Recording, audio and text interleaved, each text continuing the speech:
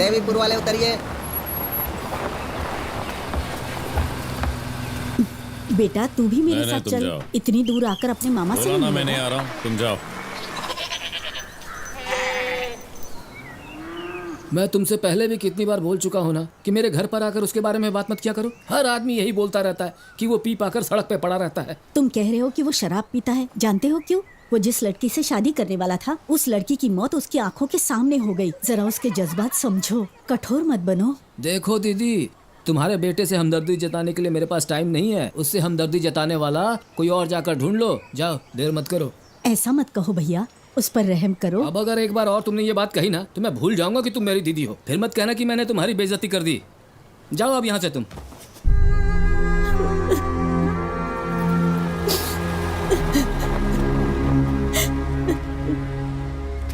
तुम रो क्यों रही हो? जवाब क्यों नहीं देती? जिस काम के लिए गई थी उसका क्या हुआ? तेरे मामा तेरे बारे में कुछ सुनने को तैयार ही नहीं है बेटा।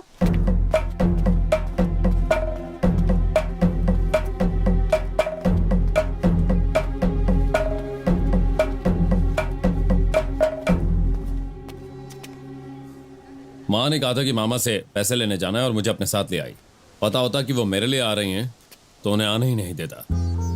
वो तो अपने बेटे की भलाई के लिए आपसे कुछ मांग रही थी और आपने सीधा नकार दिया। बात तो वहीं खत्म हो गई। और वैसे भी इसमें आपकी कोई गलती नहीं है मामा जी। गलती तो उनकी है जो उन्होंने आपसे उम्मीद रखी। आपको मना ही करना था तो प्यार से मना कर देते। अब वो उदास बैठी हैं, रो रही हैं बस स्टैंड पर। चलिए और उन्हें मनाइए, वो तभी घर जाएंगी। चलिए।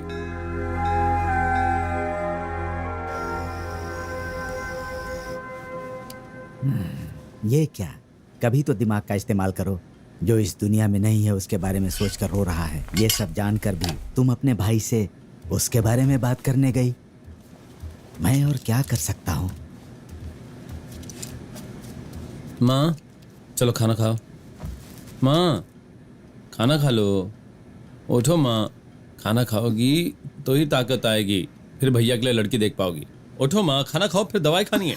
तुम दोनों जुड़वा जरूर हो, लेकिन पैदा होते वक्त मैंने उसका चेहरा सबसे पहले देखा। तेरे भाई का भविष्य खराब ना हो इसीलिए मैं तेरे मामा के घर गई थी। उसका भला सोचती हो ना तो पहले उसकी शराब छुड़वाओ। उसकी भलाई के बारे में सिर्फ हमें ही नहीं, उसे भी सोचना चाहिए। वो जरूर सोचेगा। हाँ सोचेगा।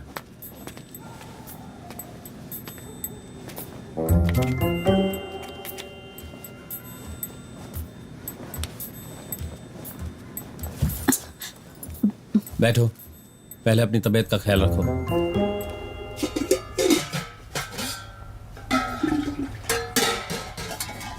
माँ हाँ बेटा। खाना नहीं बनाया? मेरा सर दर्द हो रहा था, इसकी वजह से सो गई। अभी बना कर देती हूँ। पहले खाना तो खा लो।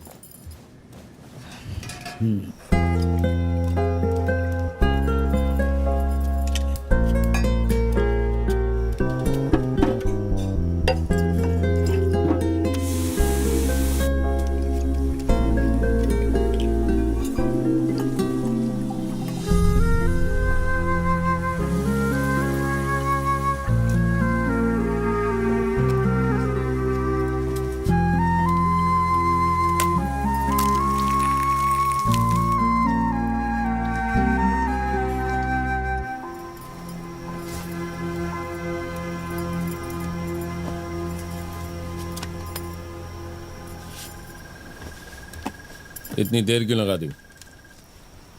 वो तेरा छोटा भाई है, एक अच्छी सी लड़की से शादी करके सेटल हो जाएगा। तू कब तक उस लड़की के बारे में सोचकर शराब पीता रहेगा? तेरे बारे में सोच सोचकर मुझे नींद नहीं आती है बेटा। मेरे सीने में दर्द होता है।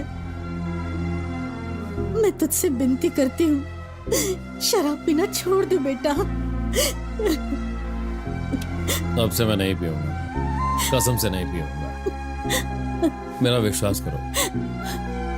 रो मत माँ, मैंने कसम खाई ना। ओ भाई, तुम पीने से पहले कसम खा लो, पीने के बाद कसम मत खाओ।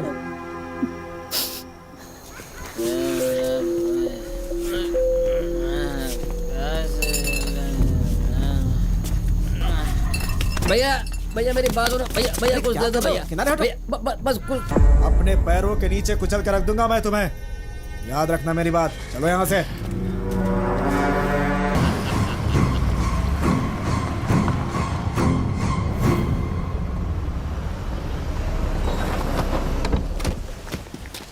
नमस्ते सर।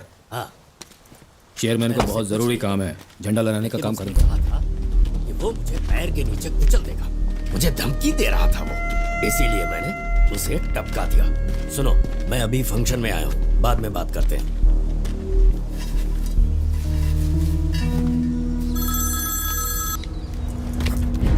सर, ये आपकी पार्टी का झंडा नहीं है, हमारे देश का झंडा है। इसकी इज्जत कीजिए। Attention, flag salute.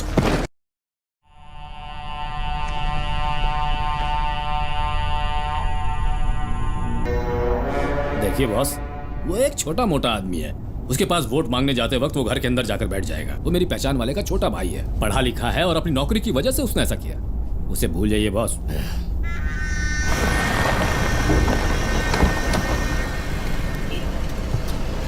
चलता हूँ बॉस। हर महीने ब्याज टाइम से भरेगा ना? धंधा ठीक चलने लगे सब कुछ टाइम से चुका दूंगा। हाँ ठीक है।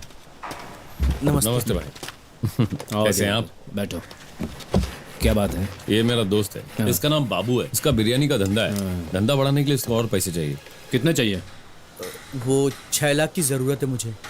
मैं इसका भरोसा कैसे कर लूं आनंद? तुम्हारी तरह इसके पास घर या दुकान है क्या? हैं? एक काम हो सकता है, अगर तुम इसकी गारंटी ले लो तो मैं पैसे दे दूंगा। ठीक है भाई। सुनो मोहन, आया भाई।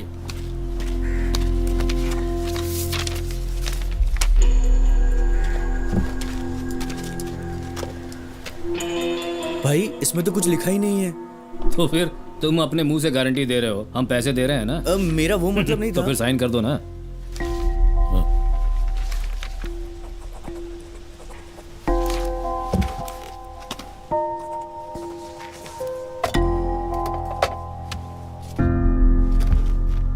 ब्याज सही समय पर आ जाना चाहिए, नहीं तो मेरे आदमी तेरे पास आएंगे।